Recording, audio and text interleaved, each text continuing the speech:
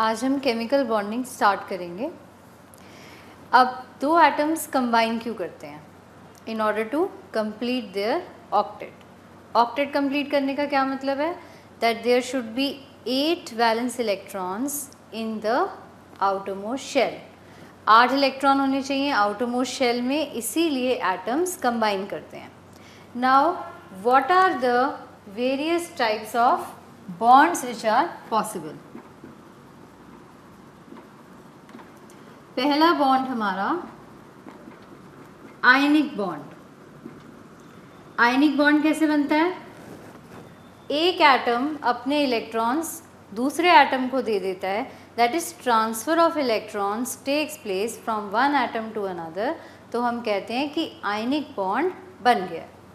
अब एग्जाम्पल लेते हैं। फॉर एग्जाम्पल NaCl, सोडियम में कितने इलेक्ट्रॉन्स? 281। क्लोरीन में 287। क्लोरीन को एक और इलेक्ट्रॉन चाहिए in order to complete its octet. तो व्हाट विल हैपन? सोडियम अपना एक इलेक्ट्रॉन क्लोरीन को दे देगा, क्योंकि क्लोरीन को एक इलेक्ट्रॉन चाहिए ऑक्टेट कंप्लीट करने के लिए। और जब सोडियम अपना इलेक्ट्रॉन दे देगा तो सोडियम का भी ऑक्टेट कंप्लीट हो गया, दैट इज 2,8, और क्लोरीन का भी ऑक्टेट कंप्लीट हो गया 288। तो this is how ionic bond is formed. Now what are the factors which favour the formation of ionic bond? Factors जो फेवर करेंगे आयनिक बॉन्ड की फॉर्मेशन को,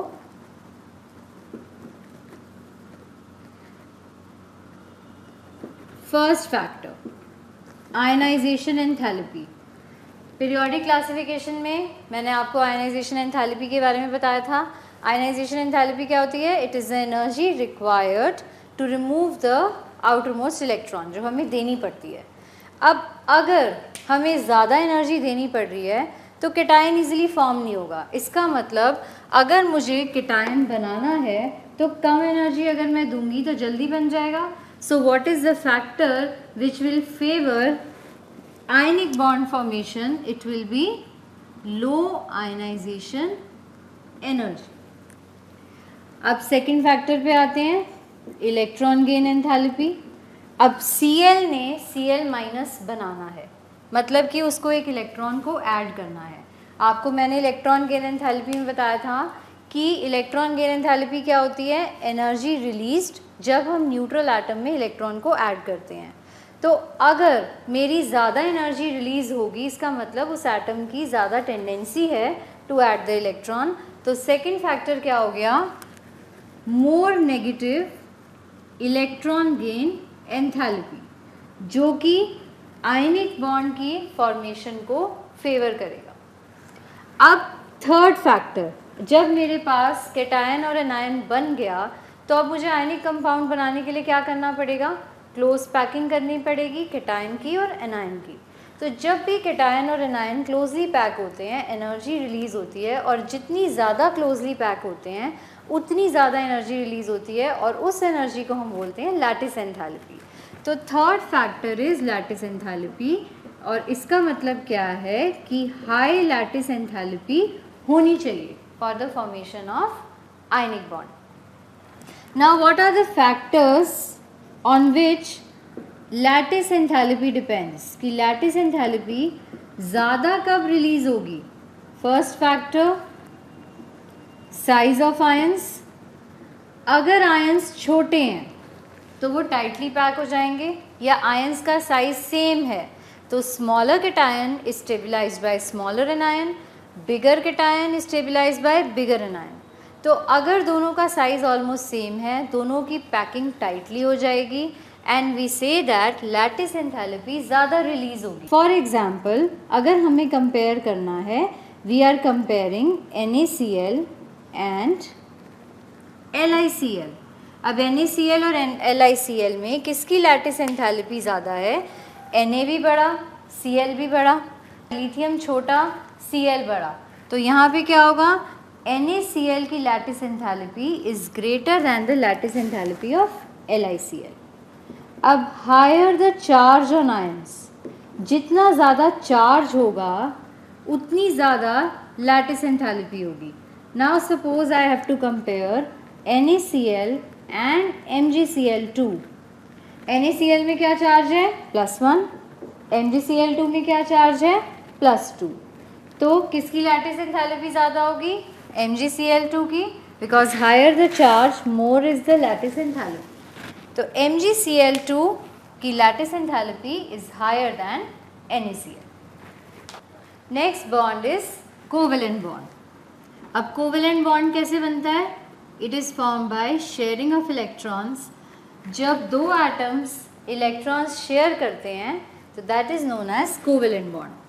अब अगर मैं 2 क्लोरीन एटम्स ले लेती हूँ, दोनों को एक एक इलेक्ट्रॉन चाहिए in order to complete the octet, तो ये दोनों आपस में इलेक्ट्रॉन्स को शेयर कर लेंगे and this is how a covalent bond is formed. Now let us understand the third type of bond, that is the coordinate bond. Coordinate bond क्या होता है? कोऑर्डिनेट बॉन्ड होता है कि एक एटम इलेक्ट्रॉन्स देगा और दोनों उसको शेयर करेंगे. दोनों एटम्स उसको शेयर करेंगे. This is known as a coordinate bond. तो ये जो हमारा एटम है ये हमारा डोनर एटम हो गया, नाइट्रोजन, और ये वाला जो मेरा हाइड्रोजन है ये मेरा एक्सेप्टर एटम है. तो this is how a coordinate bond is formed. अब मैं आपको ल्यूइस डॉट स्ट्रक्चर बनाना सिखाऊंगी.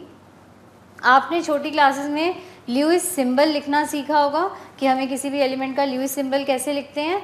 हम एलिमेंट लेते हैं, उसके वैलेंस इलेक्ट्रॉन्स को उसके साइड में, जैसे मैंने ये क्लोरीन का ल्यूइस सिंबल लिखा. तो अब हमें ल्यूइस डॉट स्ट्रक्चर लिखना है कंपाउंड्स का. अब मान लीजिए आपको दिया मैंने कि NO3- का ल्यूइस डॉट स्ट्रक्चर हमें बनाना है. तो हम कैसे बनाएंगे ल्यूइस डॉट स्ट्रक्चर? हम सबसे पहले वैलेंस इलेक्ट्रॉन्स को ऐड कर लेंगे. नाइट्रोजन में कितने वैलेंस इलेक्ट्रॉन्स हैं? 5. ऑक्सीजन में 6 × 3 18. और नेगेटिव चार्ज का मतलब है कि हमारे पास एक इलेक्ट्रॉन एक्स्ट्रा है, तो हम इसमें 1 ऐड कर देंगे. तो हमारे पास कितना आ गया? 24. अब हम ल्यूइस डॉट स्ट्रक्चर कैसे बनाएंगे? नाइट्रोजन को हम सेंटर में लिखेंगे, 3 ऑक्सीजन्स को हम उसके साइड में लिखेंगे. सबसे पहले हम तीनों के बीच में सिंगल बॉन्ड लगा देंगे. 6 इलेक्ट्रॉन्स यूज़ हो गए. अब हम साइड वाले ऑक्सीजन्स का ऑक्टेट कंप्लीट करेंगे. अब हम ये भूल जाएंगे कि किसको कितने इलेक्ट्रॉन्स चाहिए, किसने कितने दिए थे. हमें क्या करना है? हमें 24 इलेक्ट्रॉन्स को ऐसे डिस्ट्रीब्यूट करना है कि इन चारों एटम्स का ऑक्टेट कंप्लीट हो जाए. 6 इलेक्ट्रॉन्स मैं ऑलरेडी यूज़ कर चुकी हूँ क्योंकि एक बॉन्ड में 2 इलेक्ट्रॉन्स यूज़ होते हैं. अब मेरे पास कितने इलेक्ट्रॉन्स बच गए? 18. 1 2 3 4 5 6 7 8 9 10 11 12 13 14 15 16 17 18. अब अगर मैं इस स्ट्रक्चर को ध्यान से देखूं, ऑक्सीजन्स का तो ऑक्टेट कंप्लीट हो गया क्योंकि हर ऑक्सीजन के अराउंड 8 इलेक्ट्रॉन्स हैं. लेकिन अगर मैं देखूं तो नाइट्रोजन के अराउंड सिर्फ 6 हैं. अब मैं क्या करूंगी? मेरे इलेक्ट्रॉन्स तो ख़त्म हो गए, मैं एक पेयर को मल्टीपल बॉन्ड में इन्वॉल्व कर दूंगी. अब अगर मैं देखूंगी तो मेरे सारे ऑक्सीजन्स के पास भी 8 इलेक्ट्रॉन्स हैं, नाइट्रोजन के पास भी 8 इलेक्ट्रॉन हैं और टोटल इलेक्ट्रॉन यूज़ भी 24 हुए हैं. So this is how I will draw the Lewis dot structure. अब मान लीजिए कि हमें किसी एसिड का ल्यूइस डॉट स्ट्रक्चर बनाना है. अब मुझे एसिड दी है H3PO4. अब मेरा सेंट्रल एटम क्या है? My central atom is phosphorus. Phosphorus के अराउंड मैं ऑक्सीजन्स लगाऊंगी, ऑक्सीजन्स के अराउंड मैं हाइड्रोजन्स लगाऊंगी. हाइड्रोजन सेंट्रल एटम के साथ नहीं लगाएंगे. अब क्या करना है? We will calculate the valence electrons. Hydrogen के 3, फॉस्फोरस के 5 + 24 कितना हो गया? 32 इलेक्ट्रॉन्स. अब मुझे 32 इलेक्ट्रॉन्स को यूज़ करके ऑक्टेट को कंप्लीट करना है. हाइड्रोजन में तो डुप्लेट कंप्लीट होता है. अब मैं सब में सिंगल बॉन्ड लगा दूंगी और उसके बाद आई विल काउंट कि मेरे पास कितने इलेक्ट्रॉन बच गए। 1 2 3 4 5 6 7 8 9 10 11 12 इलेक्ट्रॉन्स मैं यूज़ कर चुकी हूँ। तो 13 14 15 16 17 18 19 20 21 22 23 24 25 26 27 28 29 30 31 32 इलेक्ट्रॉन्स यूज़ हो गए। सबका ऑक्टेट भी कंप्लीट हो गया। सब ऑक्सीजन्स फॉस्फोरस के अराउंड 8 इलेक्ट्रॉन्स हैं। तो this is how I will draw the Lewis dot structure. Types of covalent bonds. Now let us start with sigma bond. Sigma bond को हम ऐसे रिप्रेजेंट करते हैं। अब सिग्मा बॉन्ड कैसे बनता है? जब ऑर्बिटल्स की overlapping along the inter nuclear axis होती है तो उसको हम बोलते हैं सिग्मा बॉन्ड। अब कैसे होती है, कितने टाइप की ओवरलैपिंग पॉसिबल है? First overlapping is S S overlapping. हमने एक एस ऑर्बिटल लिया, हमने दूसरा एस ऑर्बिटल लिया, उनको ओवरलैप किया तो हमें क्या मिला? अलोंग द इंटरन्यूक्लियर एक्सिस हमें मिला, ये हमने बोल दिया S S overlapping. It is along the internuclear axis, ये मेरे इंटरन्यूक्लियर एक्सिस हैं। Second is S P overlapping. एक मैंने s ऑर्बिटल लिया, एक मैंने p ऑर्बिटल लिया, इन दोनों को मैंने ओवरलैप कराया।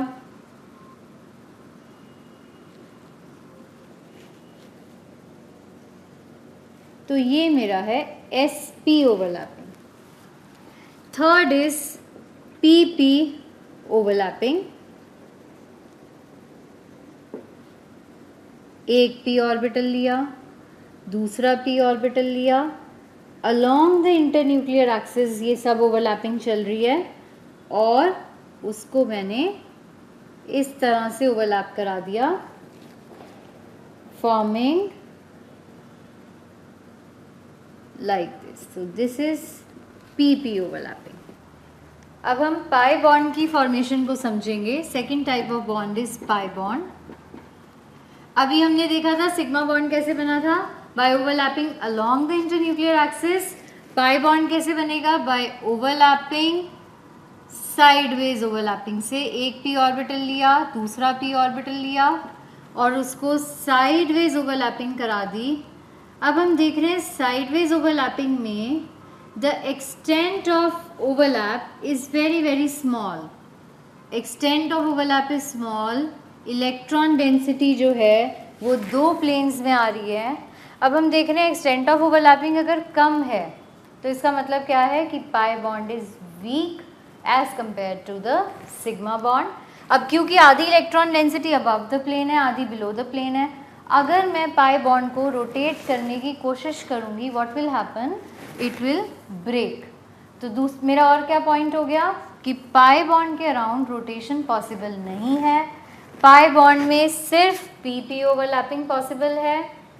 पाई बॉन्ड में overlapping takes place perpendicular to the internuclear axis और पाई बॉन्ड में अगर मैं रोटेशन करूंगी तो मेरा पाई बॉन्ड ब्रेक हो जाएगा। अब हम टाइप्स ऑफ कोवेलेंट बॉन्ड समझेंगे इन टर्म्स ऑफ पोलैरिटी। ये तो हमने बॉन्ड फॉर्मेशन के टर्म्स में समझा था, अब हम पोलैरिटी के टर्म्स में समझेंगे। Now my first is polar covalent bond. Polar से मुझे क्या समझ आता है? Suppose I take the example of HCl. H is an electropositive atom, Cl is an electronegative atom. अब इलेक्ट्रोनेगेटिव एटम है तो वो क्या करेगा? It will attract the shared pair of electrons more towards itself, अपनी तरफ इलेक्ट्रॉन्स को attract करेगा। As a result hydrogen will acquire a partial positive charge and chlorine will acquire a partial negative charge. Poles develop हो गए, इसका मतलब ये मेरा पोलर कोवेलेंट बॉन्ड है। और पोलर कोवेलेंट बॉन्ड बनाने के लिए क्या कंडीशन चाहिए कि जो मेरे दो एटम्स हैं उनमें इलेक्ट्रोनेगेटिविटी डिफरेंस होना चाहिए, ताकि एक एटम जो ज़्यादा इलेक्ट्रोनेगेटिव है वो दोनों इलेक्ट्रॉन्स को अपनी तरफ अट्रैक्ट कर ले, एज ए रिज़ल्ट वो पार्शियल नेगेटिव चार्ज एक्वायर कर लेगा और दूसरा वाला पार्शियल पॉजिटिव चार्ज एक्वायर कर लेगा। अब now let us understand what is a non polar covalent bond. अब मान लीजिए मेरे पास Cl2 मॉलिक्यूल है, Cl2 में दोनों एटम Cl हैं, बॉन्ड क्या होगा Cl बॉन्ड Cl। अब Cl में दोनों एटम सेम है तो दोनों शेयर्ड पेयर को अपनी तरफ इक्वली अट्रैक्ट करेंगे, ये भी एक इलेक्ट्रॉन ले लेगा, ये भी एक इलेक्ट्रॉन ले लेगा, तो पोल्स डेवलप नहीं हो सकते क्योंकि दोनों ने इलेक्ट्रॉन्स को इक्वली शेयर कर लिया। तो इसका मतलब नॉन पोलर कोवेलेंट बॉन्ड कब बनेगा, जब दोनों एटम्स या तो सेम होंगे या फिर दोनों की इलेक्ट्रोनेगेटिविटी सेम होगी, ताकि दोनों शेयर्ड इलेक्ट्रॉन्स को अपनी तरफ इक्वली अट्रैक्ट कर सकें। So this is known as non polar covalent bond. अब हम valence shell electron pair repulsion theory समझेंगे, जिससे कि हमें मॉलिक्यूल्स की शेप का पता लगेगा कि अगर हमें कोई कंपाउंड दिया है, कोई मॉलिक्यूल दिया है, तो हम उसकी शेप कैसे बनाएंगे। Valence shell electron pair repulsion theory. अब हमें एक टेबल बनाना पड़ेगा जिसमें कि हमें लोन पेयर बॉन्ड पेयर देखेंगे। बॉन्ड पेयर क्या होता है, जो इलेक्ट्रॉन्स बॉन्डिंग में इन्वॉल्व हैं उसको हम बॉन्ड पेयर कहते हैं, और जो इलेक्ट्रॉन बॉन्डिंग में इन्वॉल्व नहीं है उसको हम लोन पेयर कहते हैं। अब सपोज हमारे पास 2 बॉन्ड पेयर्स हैं, 0 लोन पेयर है, तो मेरे पास शेप कैसी बनेगी, माई शेप विल बी लीनियर। अब मान लीजिए हम BeCl2 का एग्जाम्पल ले रहे हैं, BeCl2 का एग्जाम्पल लेंगे। अब मैं बॉन्ड पेयर लोन पेयर कैसे निकालूंगी, बॉन्ड पेयर तो जितने भी सराउंडिंग एटम्स हैं, कितने सराउंडिंग एटम्स हैं 2। लोन पेयर कैसे निकालेंगे, valence electrons minus bond pair upon 2। कितने वैलेंस इलेक्ट्रॉन्स हैं मेरे पास, बेरिलियम में I have 2 valence electrons, bond pair भी 2 है, तो लोन पेयर कितने हो गए 0। तो 2 bond pair 0 lone pair, my shape is linear. इसका मतलब अगर मुझे BeCl2 की शेप बनानी है तो मैं कैसे बनाऊंगी, मैं लीनियर शेप ऐसे बनाऊंगी। अब 3 bond pair 0 lone pair,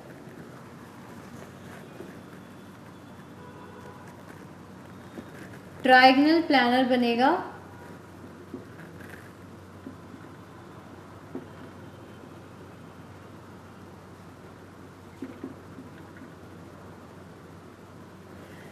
suppose हमें BeCl3 मॉलिक्यूल गिवन है। How many valence electrons are there, valence electrons are 5,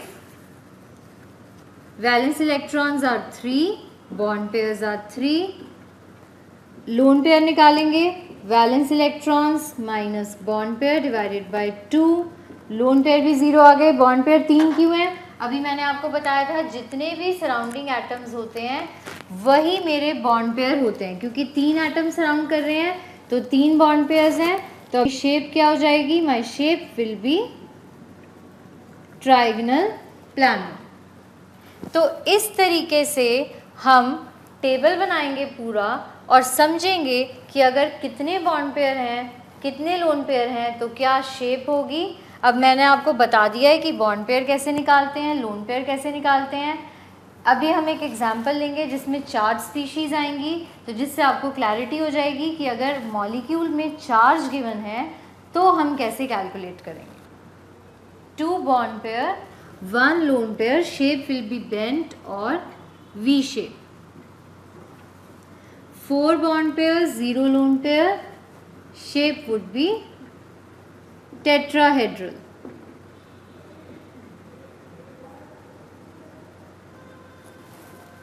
3 bond pairs 1 lone pair, shape would be pyramidal.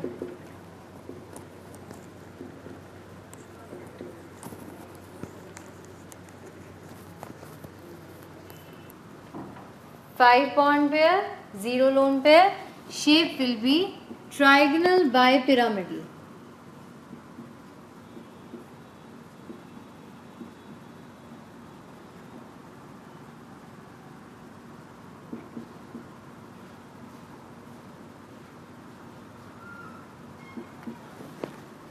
Four bond pair, one lone pair. Shape would be seesaw.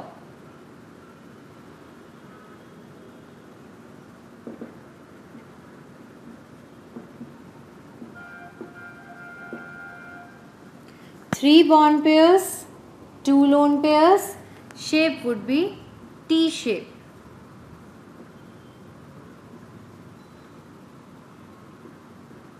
It would be T shape. Two bond pairs, three lone pairs. Shape would be linear.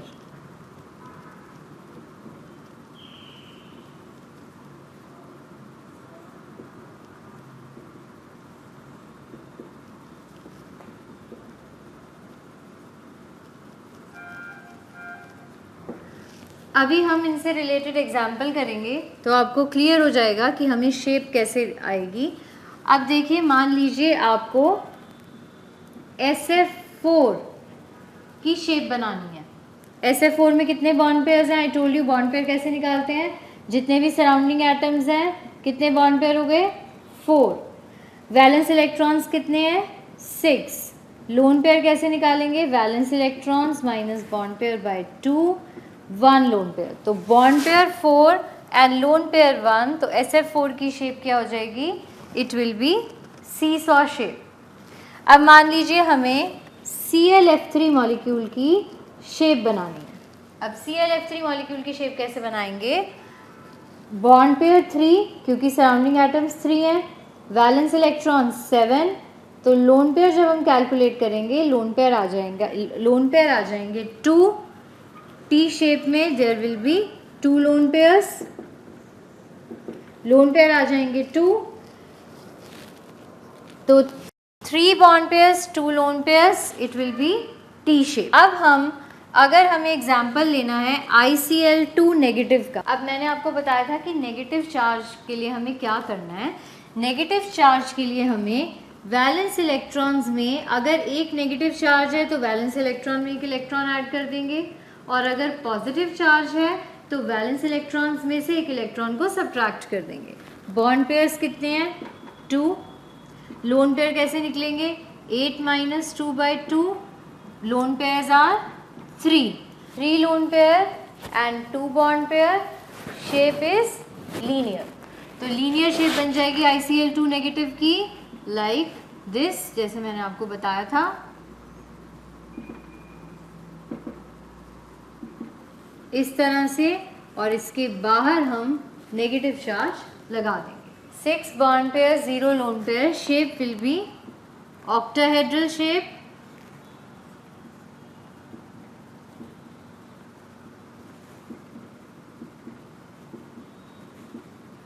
अब 5 bond pairs, 1 lone pair. Shape would B square by pyramidal. एक lone pair हम लगा देंगे और बाकी मेरे 5 bond pairs रहेंगे। तो this is square by pyramidal shape. अब मान लीजिए हमने लिए 4 bond pairs and 2 lone pairs, तो शेप हो जाएगी स्क्वायर प्लानर।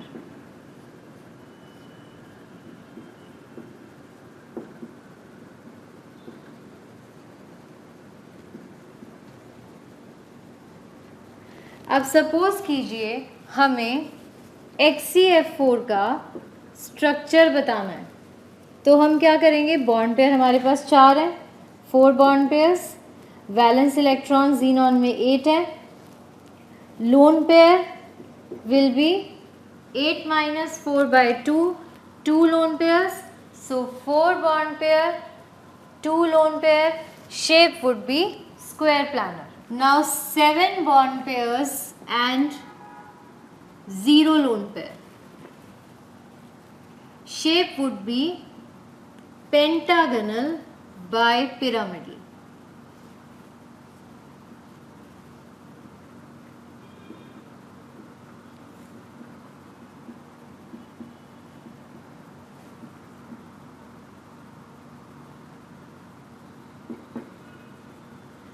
अगर अब मेरे पास एक लोन पेयर भी आ जाए, suppose I have 6 bond pairs and 1 lone pair, तो what would be the shape?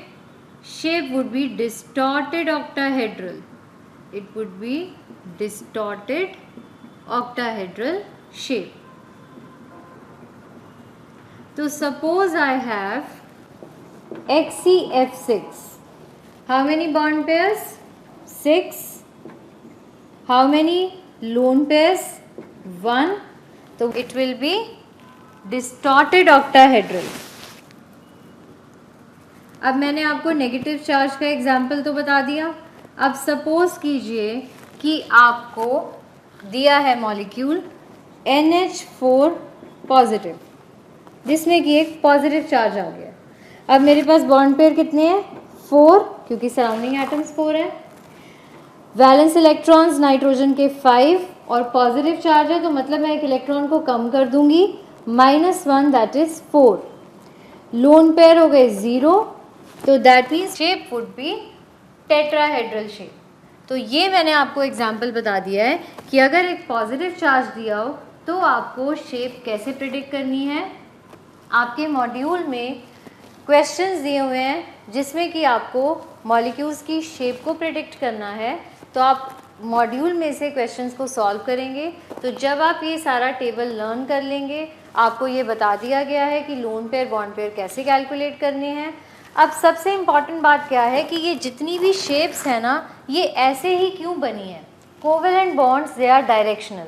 आप किसी भी शेप को चेंज नहीं कर सकते अपने अकॉर्डिंग, क्योंकि ये शेप्स ऐसे बनाई गई हैं ताकि बॉन्ड पेयर और लोन पेयर के बीच में रिपल्शन मिनिमम हो और मॉलिक्यूल की जो स्टेबिलिटी है वो मैक्सिमम हो. अब रिपल्शंस का ऑर्डर क्या होता है? रिपल्शंस का ऑर्डर होता है lone pair repulsion greater than loan pair bond pair repulsion greater than bond pair repulsion. अब इस चीज़ को हमें समझना पड़ेगा कि लोन पेयर रिपल्शन ज़्यादा क्यों है, क्योंकि लोन पेयर सिर्फ एक एटम के ऊपर लोकलाइज्ड है और बॉन्ड पेयर 2 एटम्स के बीच में शेयर्ड है, इसीलिए लोन पेयर रिपल्शन सबसे ज़्यादा होती है. तो आज हमने जहाँ तक कर लिया है, अब आप उसके क्वेश्चंस को मॉड्यूल में से सॉल्व करेंगे. God bless you.